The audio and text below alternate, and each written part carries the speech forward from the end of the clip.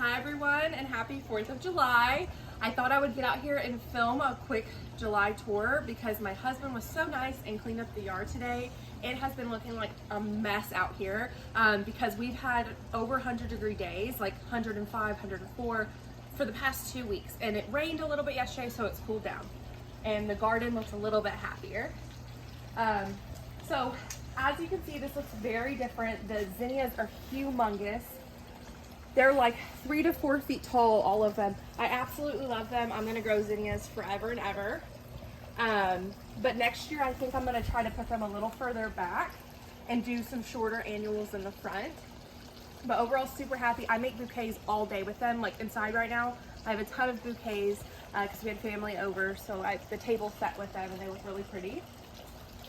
Some things that are doing well that are kind of hidden behind the zinnias are the coneflower is doing great. And I actually bought one more, but I didn't plant it soon enough, and so it died in the pot, and I'm hoping it'll come back, but I'm not gonna hold my breath. But I love the coneflower. Let's see what else is doing good. The hosta is hanging in there. It has been taking 100-degree heat, no shade. That thing is a trooper. It will get moved to the shade garden though pretty soon. And then the Mystic Spire Salvia, my absolute favorite plant for the garden, perennial. It is just such a performer and so beautiful, and it's doubled in size since I put it in last month. As you can see, we got a new umbrella because we had some crazy storms and it just snapped our umbrella. So I ordered that. Let me bring you over here. So our lilies have been blooming. They're kind of out of bloom right now. This one's starting to open up. Let me see if I can come over here and show you. Let's see. This is so pretty. So this is a big Zen white lily, and I absolutely love it. I plan on getting probably 10 more next year and just filling this area. They're beautiful and they have a really nice smell to them. This is beautiful, and I need to stake it up. But this is a gladiolus, and they grow really well in Houston. I mean, if you can't see the sweat glistening on my face, it is so hot and so humid. Things are really suffering. These are doing awesome. They just need staking. They've gotten really tall. One thing I will say about these though is they say full sun, not in Texas. The ones that I have in the front in full sun are just completely fried, and these are in the shade and they're doing much better. So I'm gonna let that fall back down. So as you can see, I have some more over here. These I use my little cage to stake them up. And these were just ones my mother-in-law gave me. I think she got in a pack from like maybe Home Depot or something, like a little $3 pack. And the ones that I spent more money on, I put them in the front, and those are the ones I got fried. So these will come back every year. They naturalize here. I'm really excited about that. This area was looking a little wild. The last few weeks I tried to get out as much as I could in this heat and clean it up. There are still some weeds, but I definitely cleaned some things out. We have, of course, the Double Delight Rose, so beautiful. Blooms basically every 2 weeks once I take the spent blooms off. And we also have over here the Vanessa Bell Rose, which is just budding up and starting to open. You can barely see those little yellow blooms peeking out. And mixed in there, I have a cupcake zinnia.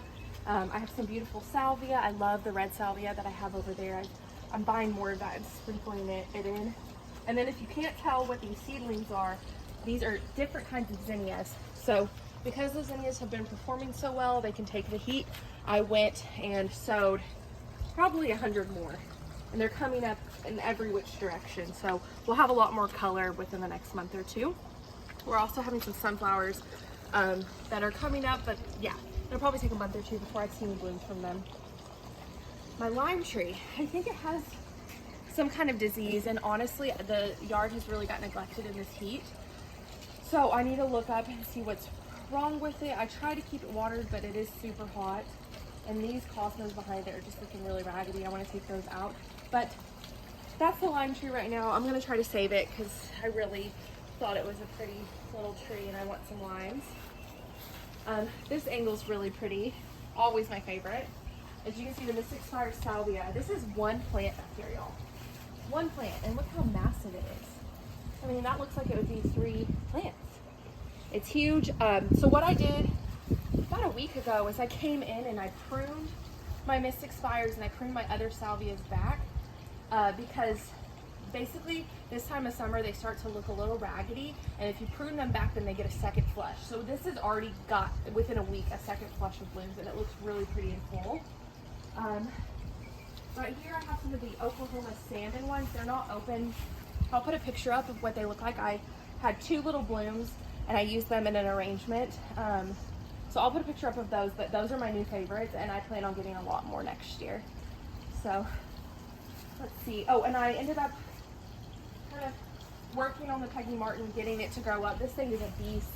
I'm definitely gonna have to keep it trimmed back to this trellis. I don't really want it growing any bigger than that. It looks a little wild, but I think next year when it does have those pink blooms all over it, this is gonna be the most gorgeous view. And then let's see, we have the Rose of Sharon, the purple pillar. Such a beautiful plant, so healthy. So healthy, so pretty. Definitely want to get more of this plant. So the one I had over here that hasn't really bloomed, it bloomed a little bit a couple weeks ago. It was getting eaten up by all of these crepe myrtle like seedlings, as you can see. So what I'm trying to do is pull them out. I do like crepe myrtles, but I don't want them just growing every which direction. I want them in a specific place. So I think once I pull those out, some of the plants in here might start to thrive again. Let's see what else. Oh, let me show you our watermelon. So I was going to use them today because it is 4th of July, but I think they could stand to be in here maybe another week. They are a smaller variety, but I just want to make sure they're nice and sweet and feel right, ready to harvest. And then something that I've noticed and I'm really sad about is my Caroline Jasmine is crazy, but it's yellowing, which means usually that it's overwatered. So once it cools down a little bit, hopefully it can take it for a couple more months. I'm gonna dig this soil out and put some perlite and sand, I already had the fireworks, and kind of make this soil a little well draining because it's very much clay right here, and this part of the yard gets really soggy and boggy, and it's always wet underneath the ground. My tomato plants, they're about on their last leg. As you can see, there's some yellowing, they're kind of dying. I've been coming through here. I think they might even slightly have disease, which is actually totally normal for Houston. It's like 100% humidity every day. They don't like that. And my tomatoes are getting smaller and smaller. I will say overall, cherry tomato wise, I've harvested over 100 tomatoes. So very successful with those. The Cherokee tomatoes, I got about 5. So next year I might grow one of those plants, but I'm not gonna waste a lot of space on them. Cherry tomatoes, I will definitely do again. And under this mass of craziness, which I will be cutting out in the next couple of weeks, we have some basil and lots of okra. So I have been harvesting okra nonstop, and you really have to. Oh, look at this. This is an okra bloom. Look how beautiful that is. They actually have very pretty flowers. And I think next year I'm gonna dedicate even more space to them somehow, because when they start blooming like that and they get a little bit red, like the stems, they're actually really pretty plants. But they're prolific here. You can forget to water them. The only thing is the okra grows so fast that if you're not out here harvesting every day, sometimes they get too big and they get woody, so you can't really eat them. Oh, there's another one of blooms. But yeah, I harvested about 8 the other day and used it. The rest of the garden bed's doing all right. A lot of it's lettuces. It's just really hot. So if you're in Texas, what I recommend for this time of year is okra. I would start saying goodbye to your tomatoes. Peppers, which I see a pepper back there that's about to be ready, and watermelon. Okay, watermelon already. That's basically all that's gonna do well right now. I'm out of breath. I am sweating. My husband's sweating, so I'm gonna call that quits. Thanks so much for joining me. Have a happy rest of your summer. I will not be doing another tour until September. I'm gonna just need a break from this heat. But thanks so much, guys. If you have any questions about any plants or anything I mentioned, my umbrella, just comment below and I'll give you a link. Bye.